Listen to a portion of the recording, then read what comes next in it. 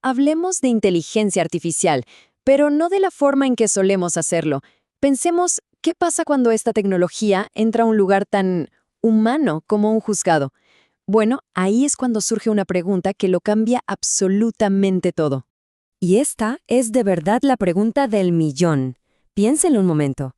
¿Puede un código, una máquina, participar en una decisión que defina la vida, la libertad o el futuro de una persona? Parecía algo de ciencia ficción, pero la respuesta ya es muy real. Y esa primera gran respuesta nos llega desde Colombia. Su Corte Constitucional, que es la máxima autoridad en estos temas, acaba de tomar una decisión que es literalmente la primera de su tipo. Un fallo que no solo sienta un precedente para un país, sino que podría ser un faro para juzgados en todo el mundo. Bien, para entender este tema a fondo, esta será nuestra ruta. Primero, veremos la historia de cómo un juez usando ChatGPT desató todo este debate. Luego, nos meteremos en el caso humano que está en el corazón de todo. Después, analizaremos el veredicto de la Corte y las reglas que creó. Y al final, veremos por qué esta decisión es tan importante para todos nosotros. Y aquí es donde la historia se pone interesante, porque este debate gigantesco no empezó en un congreso de tecnología ni en un laboratorio. No, empezó en un juzgado local, con un caso que parecía uno más del montón. La gran diferencia fue que un juez decidió usar una herramienta, digamos, poco convencional. A ver, la cronología es clave. Todo empieza en diciembre de 2022, con un fallo de primera instancia, algo normal. Pero un mes después, en enero de 2023, el caso sube a un juez de circuito y ahí es cuando pasa lo impensable. El juez confirma la decisión, sí, pero copia y pega extractos de su conversación con ChatGPT directamente en el texto de la sentencia. Para 2024, el caso ya no era sobre salud, era sobre el método. Y así fue como esto escaló hasta la Corte Constitucional. Ahora, es súper importante no perder de vista que detrás de toda esta discusión sobre algoritmos y tecnología hay una historia muy real, muy humana. Vamos a conocerla, porque es el motor que impulsó todo este fallo histórico.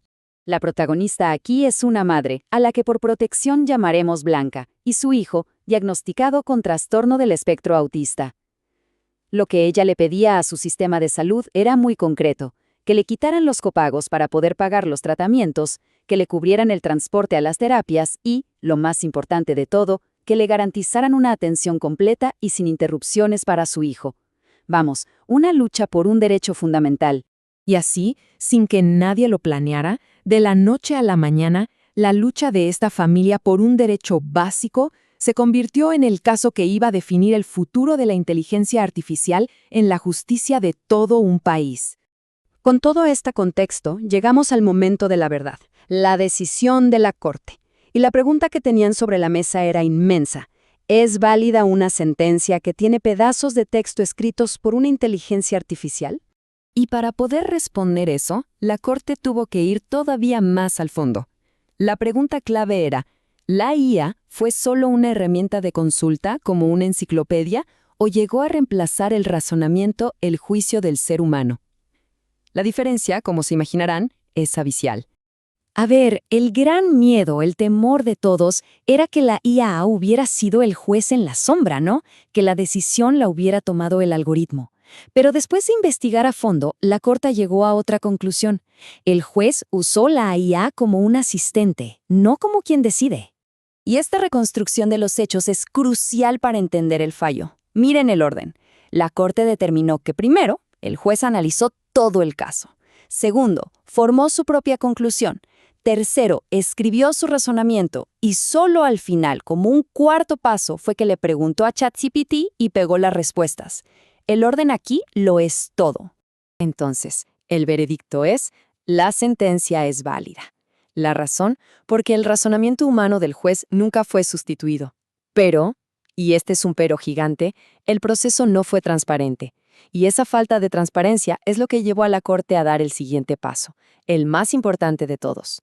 Porque al final, lo más trascendental de este caso no fue resolver si esa sentencia en particular era válida. No.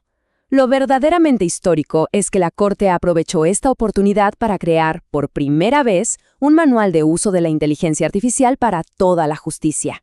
Y lo que hicieron fue establecer una serie de principios rectores, que son como las nuevas reglas del juego. Las más importantes son: transparencia total. Hay que avisar si se usa. La responsabilidad es siempre del juez. Hay que proteger la privacidad de los datos. El razonamiento humano nunca se puede sustituir. Hay que verificar todo lo que dice la IA. Y el control final lo tiene que tener una persona.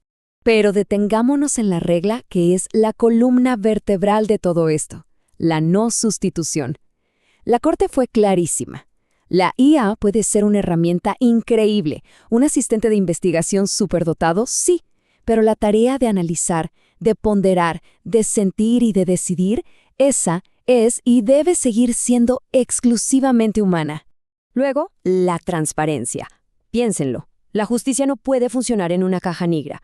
Para que la gente confíe, tiene que saber cómo se toman las decisiones. Por eso, a partir de ahora, los jueces en Colombia están obligados a decir: oigan, use esta herramienta de IA para esto y de esta manera. Es un derecho de todos saberlo. Y el tercer pilar, la responsabilidad. Aquí no hay de otra. Un juez no puede simplemente decir: ups, la IA se equivocó. Eso debe revisar cada palabra que la máquina le entrega, verificar que no haya sesgos, que los datos sean correctos, y ojo con esto, que no sean alucinaciones. Así se le llama cuando la IA, con toda seguridad, se inventa datos, casos o citas que simplemente no existen. La firma en el papel es del juez, y eso lo hace responsable de todo, lo haya escrito él o lo haya sugerido un algoritmo. Muy bien, ya vimos el caso, el veredicto y las reglas. Pero, ¿por qué esta decisión tomada en Colombia se ha convertido en una noticia global?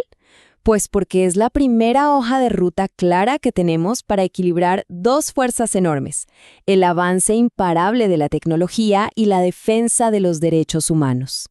Y esta es la idea más potente de todas. La Corte no le cerró la puerta a la tecnología para nada. Lo que hizo fue decir: así es como la vamos a usar bien. No es un fallo anti-innovación, es un fallo pro-humanidad, que pone a la tecnología al servicio de las personas y no al revés. De hecho, hay una frase en el fallo que lo resume todo de manera brillante. La Corte dice que nuestro sistema de justicia, tal como lo conocemos, no está hecho para que decida una máquina. La decisión humana, con todo lo que implica, es y seguirá siendo irreemplazable. Entonces, si nos tenemos que quedar con una sola idea de todo esto, que sea esta: la sentencia crea un marco clarísimo.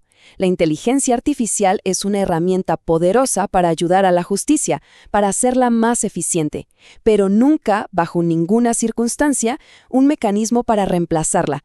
Pero claro, este es apenas el primer paso. La decisión de Colombia es pionera, pero nos deja una pregunta abierta, una que nos toca responder a todos como sociedad. Conforme estas herramientas se vuelven cada vez más y más potentes, ¿cómo le hacemos para asegurar que nuestras leyes se sigan guiando por la sabiduría humana y no solo por la velocidad de un procesador? La discusión apenas comienza.